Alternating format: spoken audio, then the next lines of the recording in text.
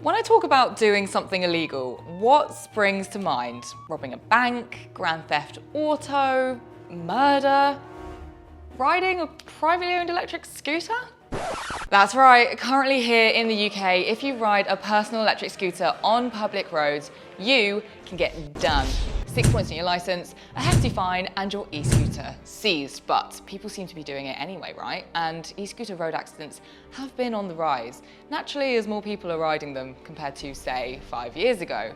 So what happens if a privately owned electric scooter rider gets hit by, say, a negligent driver? Should they have the right to make an injury claim? Today, I'm taking a closer look at real life claims being made and speaking to a specialist road traffic accident solicitor dealing with his own live cases. Now I know this is really going to divide opinions and I want to hear them, so comment your thoughts, let's discuss, but keep it friendly.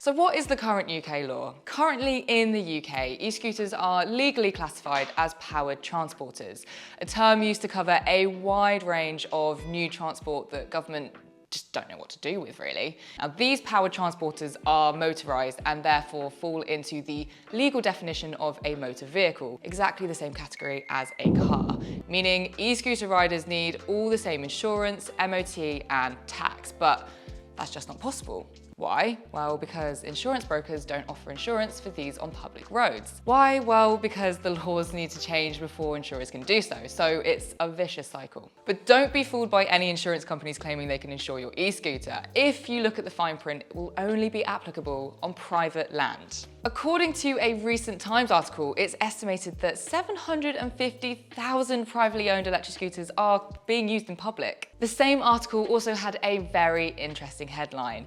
Insurers seek to block injury claims from illegal e-scooter riders. That's right, people are making claims despite their legality. But should they? So one side of the argument naturally is going to be that e-scooters shouldn't be on the roads in the first place, the law doesn't allow it, so if you get in an accident, what do you expect? You don't deserve a payout. However, the other side of the coin to be argued is that irrespective of your legal status on the road, if somebody is driving, I stress, negligently and causes you harm, the offender should take responsibility. I got in touch with Ben Pepper, a solicitor in the complex injury department at law firm Bolt, Burden, Kemp, to find out more. Ben, could you just quickly tell me just a little bit more about your experience with electric scooter claims? Sure. I mean, just generally, I've dealt with a huge number of catastrophic personal injury claims on behalf of claimants. One of my specialisms is serious road traffic accidents, and in recent times, I've seen an increase in the number of inquiries coming into the firm that involve e-scooters, the majority of which tend to be e-scooter riders who've been knocked down by other vehicles, usually at junctions where the vehicle drivers haven't been paying attention, sadly. We've definitely taken on a few cases in recent times. We've got a few cases in my department, the complex injury department, and also sadly a couple of cases in our child brain injury team, our specialist team there. These cases are at their relatively early stages, but all of the claimants have suffered serious life-changing injuries, sadly. One such client Ben has been representing is a man in his 50s who had been riding his privately owned electric scooter one morning when he was clipped by the wing mirror of an overtaking bus in London. That particular client, he was sadly hit by a bus and suffered some pretty horrendous injuries at the outset. Fractured ribs, punctured lung, was put in an induced coma, fractured shoulder, and because he worked in the hairdressing industry, having that fractured shoulder made working very difficult. But he's on the mend now, and he's doing better. And his case, we're still investigating his case and gathering all the evidence together. But we're confident in that case and the other ones that we've got. I mean, that is the question really. If riding a private electric scooter on a road is illegal, why can a claimant have grounds for a fight in court? I mean, there's all sorts of grounds that you could argue, and it's very fact specific on each case. But in cases that I've been running, we would be arguing that the e-scooter rider was clearly visible, was there to be seen, was riding at a sensible and safe speed, and if the other party hadn't been driving negligently and taking reasonable care, then the accident wouldn't have happened. And so the e-scooter rider in that circumstance should be able to recover compensation. But yeah, ultimately, the way that personal injury cases are worked, you should look at whether or not there was a duty, and all road users have a duty to other people on the road, whether they breached that duty and whether that breach caused the injury. And we will, as lawyers, we will look at the facts of each case and see whether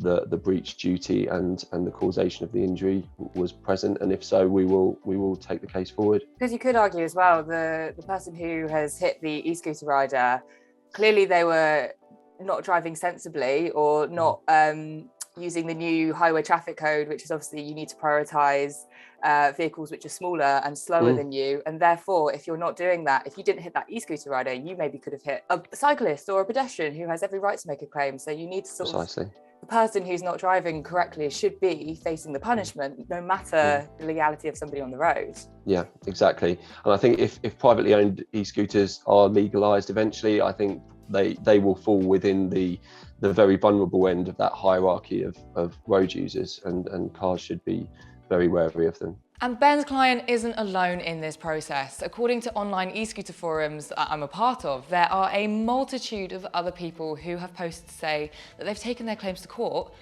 and they've won. All this conversation doesn't mean to say that obviously people should be getting on their privately owned electric scooters and just be riding around and thinking that they can claim. That isn't the case, is it? No, not at all. No, not at all. I mean, it's if I was to give privately owned e-scooters some advice, I mean, if they are stopped by the police, there is the risk that they will be charged with driving a motor vehicle without insurance and face a fine and points on their license, and potentially confiscation of their e-scooter as well. So with anybody that's not au fait with the legal process, could you just quickly talk us through, if somebody's just had an accident and they want to make a claim, what's the step-by-step that happens? And if obviously the claim isn't accepted, then, you know, how does it go to court? Could you just talk us through that process? Yeah, sure. So how the process works is, we're approached by a client, we will enter into a no-win, no-fee agreement with them. So if we lose, we're paid nothing at all, and we would only charge our costs if we win. And then how it works is, we will start by sending a letter of claim to the driver at fault and their insurance company. They then have 3 months to investigate the case and confirm whether or not they admit liability. If liability is admitted, then great, we'll go ahead and get our evidence in relation to the injuries, the financial losses.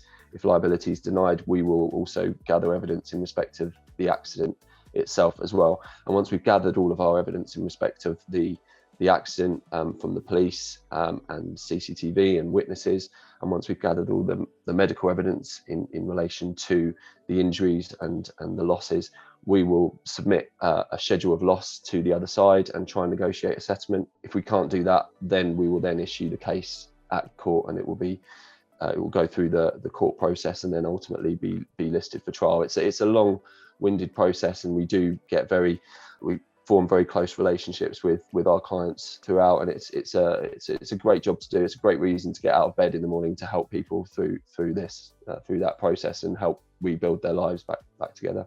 The real message here is not only that we urgently need the Department for Transport to bring in legislation, but we also just need to be a little kinder and more patient with each other on the roads. This whole video wouldn't even be a topic of conversation if we did. The fact that e-scooters have been categorised as powered transporters and fall into the same category as a hunking 2-ton SUV is absolutely bonkers. Electric bikes have a motor, yet they've naturally fallen into the correct bracket. Just like a bicycle or e-bike, e-scooters pose a much smaller risk to other road users compared to a car or a van, and I believe they should be treated as such. But what do you think? Do you agree? Should we even have to insure them moving forward? So what about you at home? If you live in a country where e-scooters are legal, I would love to hear what classification they are and the rules your government has put in place for them. How's best to get these e-rides legalised? Share your thoughts and let's discuss. If you made it this far, make sure to hit that like button, and if you're new here, do not forget to subscribe. Thanks for watching.